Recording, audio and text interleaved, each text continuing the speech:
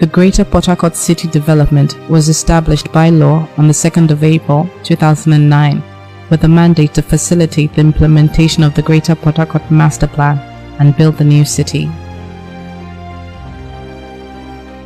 It was important that government begins to address the future growth of the city because of the challenges we had with the city growing in an unstructured and unplanned manner. So we had a huge urban sprawl and inadequate infrastructure to be able to serve the teeming population of the city of Port Harcourt. Our charge precisely was look at the way Port Harcourt is and advise government on the way forward. And I think we got the best brain from all the organizations, and we sat for close to 3 months consistently, and at the end we came up with a blueprint on how we can turn Port Harcourt or return Port Harcourt to what it used to be, a garden city. Quite apart from the Greater Port Harcourt City Development Authority, we also have the Ministry of Urban Development and Fiscal Planning that is responsible for regulating the growth and developments within the old city and also part of the local government area. Port Harcourt City was established in 1913 as a port for evacuating coal from Udi Hills and agricultural oil palm produce for export. Over a period of 100 years, Port Harcourt has grown from a colonial township to a sprawling metropolis. The colonial administration created a well-planned and functional town with the old GRA, Port Harcourt Township and Diob villages. In 1948, Port Harcourt was designated as a first-class township. Management of lands was done within the concept of planning schemes. Several planning schemes to control development of the city were embarked upon. In 1959, Mr. Elon, an Israeli, was engaged in the planning scheme for 250,000 inhabitants in anticipation of the growth of the town as a result of the relocation of Shell BP from Owerri to Port Harcourt. Key features of this master plan included Trans-Amadi Industrial Area, Rainbow Town, and Diob GRA as residential neighborhoods and Hotel Presidential, built to cater for tourists. Under the administration of His Excellency Alfred D.H. Spith, 18 master plans were prepared for several towns in River State. Nixon and Boris, a British planning firm, prepared a redevelopment for Diob and Borokiri. Specialist Consult, a Swedish firm, prepared the master plan of Greater Port Harcourt to ensure orderly urban development. This second master plan covered 180,000 hectares. The period 1975 to 2008 was a period of grave neglect of physical planning of the city. The master plan that we are implementing was prepared in 2008 by Harcourt, a South African firm of multidisciplinary professionals. And there's a two-pronged approach to bringing back life into the city of Port Harcourt. We're doing a lot of urban renewal and upgrade of the old city, and at the same time providing infrastructure for the new city.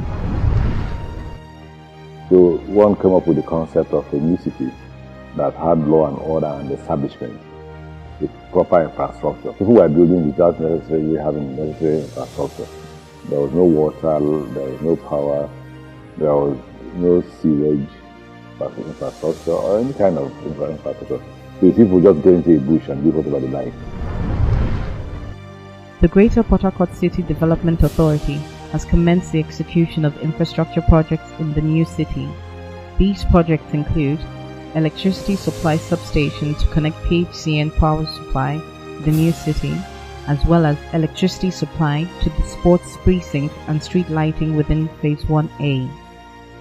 Internal township services in Phase 1A would also provide roads, streets, 16.5 kilometers paved walkways, reticulation of 13 meters of sewage pipes, 12.5 kilometers electricity lines, 15.2 kilometers of stormwater pipes, 14.8 kilometers telecoms, ducts and draw wire, and a waste management and buyback center for Phase 1A. Sports Precinct Access Road and street lighting to provide access to the sports precinct, 3 dual two-way carriage roads of 2.2 kilometers with stormwater pipes, curb inlet, provision of stormwater canal of 1.145 meters with an interim stormwater detention pond.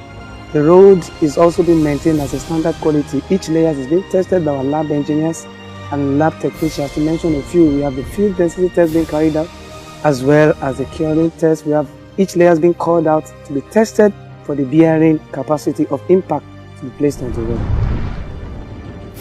The vision of the Greater Port Harcourt City Development Authority is to transform Port Harcourt into a world-class city internationally recognized for excellence and the preferred destination for investors and tourists. We're quite proud that we're the ones building this road because it's a state-of-the-art specification, it's an international standard road, and we believe that it's a good example on how to develop infrastructure in this country, because we don't do roads that last for 3 and 4 years. You should consider lifespan of 20 and 25 years, and along with that you should consider a proper maintenance on the roads you do, so they can last for 20, 25 years. But I believe what we are doing in Greater Port Harcourt and in M10 specifically is a very good example that will set forth a new standard in the infrastructure. Managing the future growth of the new city requires a planning control system in order to stem the urban sprawl and achieve desirable and harmonious development. The Greater Port Harcourt City Development Authority and the River State Ministry of Urban Development and Physical Planning are implementing a robust land use management system to guide the future growth and development of the old and new city. The land use management system, which the authority has commenced its implementation, is a useful tool that will A.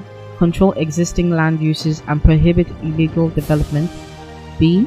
Manage and regulate land use changes by ensuring a sustainable urban pattern, C. Evaluate development proposals by creating development opportunities within a controlled environment and thereby ensuring land optimization, and D. Encourage good governance by promoting effective decision making. The vision of His Excellency, the Governor of River State, Right Honorable Rotimi Amechi, is that urban planning and regulation become an integral part of the life of River State residents and investors. There are so many other persons who are bringing their own investment to the city. Our own is the Phase 1A, we are going to provide infrastructure, and we will try as much as possible to provide to provide infrastructure in so many places as possible to encourage those who want to invest in the city to come in. To this effect, residents and investors are encouraged not to buy land indiscriminately, but rather contact the authority to ascertain the location of chartered lands, how these lands fit into the master plan, and the designated use of the land. Residents and investors are further advised not to build without obtaining building plan approval from the Greater Port Harcourt City Development Authority or the River State Ministry of Urban Development. So as we celebrate Port Harcourt at 100, would like to see Port Harcourt 100 years again from today do better than it did within the last 50 years of its 100 years. The question is, can we do it? I believe that we can.